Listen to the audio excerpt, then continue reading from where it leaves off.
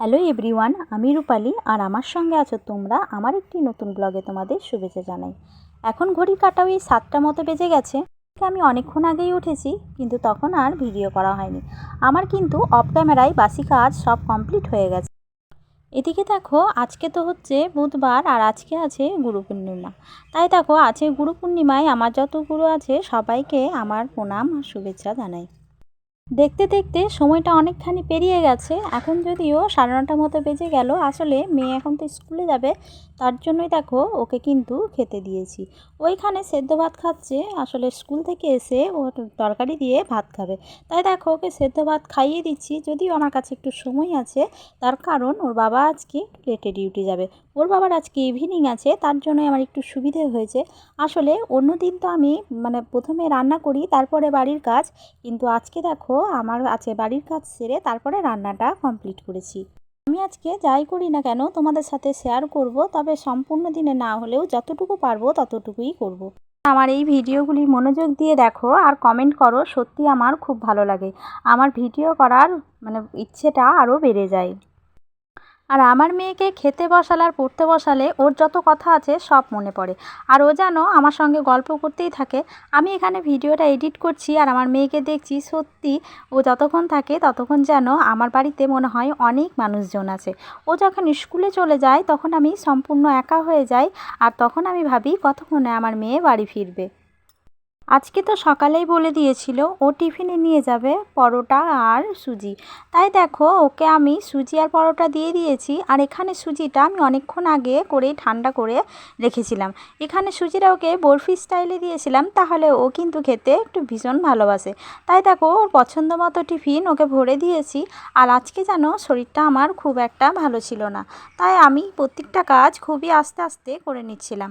আসলে যেদিন আমার শরীরটা একেবারেই ভালো থাকে না, সেদিন কি করব বলো, আমাকে একা একাই সবই তো সামলাতে হয়। তার জন্যই পুরোটাই কিন্তু করে থাকি ওই ধীরে ধীরে। আর ঘড়ির কাঁটায় তো 10টা পেরিয়ে গেছে, তাই ওকে টাইম মতো স্কুলে যেতে হবে। তার জন্যই দেখো আমি একটু তাড়াহুড়ো করে ওর ব্যাগটি গুছিয়ে দিলাম। আর ওর ব্যাগটা যেন দেখতে এইটুকু, কিন্তু কি বিশাল ভারী।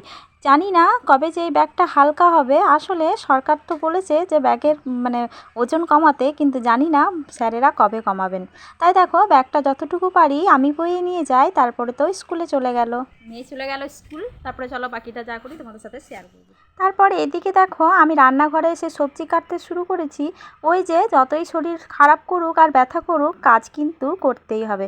এদিকে দেখো, সবজিগুলো বাকি ছিল তাই কেটে নিলাম, আর এদিকে কিন্তু বসিয়ে দিয়েছি।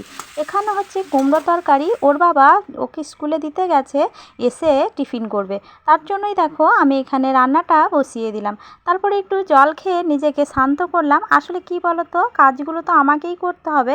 যখন আমি হাঁপিয়ে যাই তখন আমি এরকমভাবেই রেস্ট করি। আসলে একা হাতে সংসার, কি আর বলবো, সবটাই কিন্তু আমাকে একাই দেখতে হয়। এদিকে রুটিগুলো দেখো আমি বেলে নিচ্ছি। আসলে ওর বাবাকে ভেবেছি এলে কুমড়ো তরকারি আর রুটি দিয়ে দেবো, ওটাই ও টিফিন করে নেবে। আসলে ওর তো আজকে বেরোতে একটু লেট হবে, ওই 1:30 2, তখন দুপুরের লাঞ্চ করে একেবারেই বেরোবে। ও বাড়ি থাকায় আমার একটু সুবিধা হয়েছে, যেটা আমার রান্নায় খুব তাড়াহুড়ো থাকে সেটা না হয়ে আমি কিন্তু ধীরে ধীরেই প্রত্যেকটা কাজ করে নিচ্ছিলাম। তাই এদিকে দেখো, এখানে যে রুটিগুলো করেছি একটু বেশি করেই করে নিলাম, রাতের জন্যে থাকবে। আর দেখো, এখানে আমি পটলটা ভেজেছি। আজকে সেরকমভাবে তরকারি হয়নি, পটল ভাজা, পেঁপে আলু দিয়ে একটা তরকারি করেছিলাম, আর একটু মাছের ঝোল বানিয়েছি। এখানে পটলটা আমি অনেকক্ষণ আগেই কেটে রেখেছিলাম, ওই নুন হলুদ মাখিয়ে রেখেছিলাম, তাহলে না পটলে একটু তেলটা কম টানে। তার জন্য দেখো আমি এখানে পটলটা ভেজে নিয়েছি, আর নিচে কিন্তু মাছটা ধুয়ে একটু নুন হলুদ মাখিয়ে নিলাম। আসলে মাছটাও ভাজতে হবে। আর যেদিন আমার ভাজা বা বেশি থাকে রান্না, সেদিন কিন্তু আমি লোহার কড়াইটাই বসাই। এখানে বসালে না খুব ভালোই রান্না হয়, আর ভাজাটা না খুব সুন্দর হয়। আর জানো, ননস্টিক কড়াইয়ের থেকে এই লোহার কড়াইয়ে রান্না করা কিন্তু অনেক ভালো। আসলে এটা আমাদের স্বাস্থ্যের পক্ষেও ভীষণ ভালো। তারপরে এই ঘরে তো একটা পেয়ারা ছিল, সেটা খাওয়াই হচ্ছিল না, কেটে আমি কোনোরকমভাবে বর্মশাইয়ের হাতে দিলাম। আর ও দেখো, যদিও ফোনে ব্যস্ত ছিল, তাই দুজন মিলে একটু পেয়ারাটা খেয়ে নিলাম। আর তারপরে আবার তো আমার রান্নাঘরে কাজ আছে, সেটা সম্পূর্ণ করতে হবে। তাই এদিকে রান্নাঘরে এসে মাছের আলুটা ভেজে নিয়েছি, তারপরে কিন্তু রান্না শুরু করেছিলাম। এখানে রান্না করতে করতে আমার প্রায় 12টা 12:30 মতো বেজে গেছে। আর বর যেহেতু বেরোবে, তার জন্য না একটু তাড়াহুড়োই লেগে গেছিলো। রান্নাঘরে তরকারি বসিয়ে দিয়ে আমার মনের মধ্যে তো কোনো রকমভাবেই শান্তি থাকে না। আসলে মনে হয় কখন যদি লেগে যায়, তার জন্যই না সবসময় রান্নাঘরের দিকেই আমার মনটা টান দেয়। আজকে বর বাড়ি ছিল বলে আমার একটু বেশ সুবিধেই হয়েছে। আসলে এখানে যে সবজিগুলো আছে ও কিন্তু অনেকটাই কেটে দিয়েছিল, আর যেটুকু কেটে দিয়েছে সেটাই তো আমার অনেক হেল্প। আসলে দেখবে যদি আমাদের এই সবজি কাটা আর মশলাটি বাটা থাকে তাহলে কিন্তু আমাদের রান্না করতে অনেকটাই হেল্প হয়। আর ভিডিওটা এই পর্যন্ত, দেখা হচ্ছে পরের ভিডিওতে।